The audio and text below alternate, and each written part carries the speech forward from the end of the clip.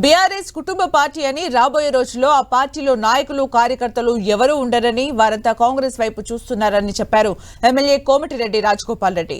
కాంగ్రెస్ లో స్వేచ్ఛ ఉంటుందని, హరీష్ రావు కూడా బీజేపీలోకి వెళ్లే అవకాశం ఉందని ఆయన తెలిపారు.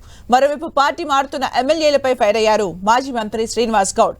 పార్టీ ప్రమేయం లేకుండా వ్యక్తిగతంగా గెలిస్తే ఎక్కడికైనా వెళ్లొచ్చన్నారు. పార్టీ ఫిరాయించిన నేతలు రాజీనామా చేయాలని ఆయన డిమాండ్ చేశారు.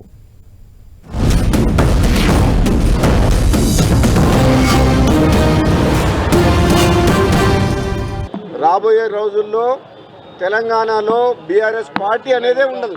తప్పకుండా కాంగ్రెస్ పార్టీనే ఇంకా 10 ఏళ్ళ అధికారంలో ఉంటుంది. కేసీఆర్ బీఆర్ఎస్ పార్టీ ఎప్పుడైతే పార్టీ పేరు మార్చిండో అప్పుడే ఆ రోజే తెలంగాణ ప్రజలతో ఉన్న పేగు బంధం తెగిపోయింది.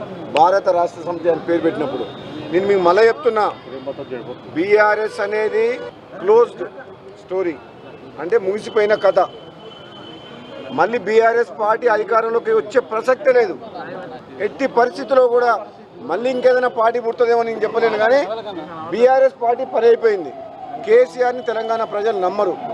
కేసీఆర్ కుటుంబం రాబోయే రోజుల్లో కుటుంబం కూడా మొత్తం ఒక కవిత ఒక్కటి పోయింది, మిగతా వాళ్ళు కూడా చేరిపోయే అవకాశం ఉంది. పార్టీ ప్రమేయం లేకుండా, పార్టీ సింబల్ లేకుండా వ్యక్తిగతంగా గెలిచి పార్టీలో కలిసి పోతూ ఏదనంటే ఒక అర్థం ఉంది. మీ అభిప్రాయం మీ ఇష్టం, పోయిండ్రు. పార్టీ ఉండదు, పార్టీ అసలు ఉండదు, 2-3 తప్ప పార్టీ ఉండదు అనేది తప్పది.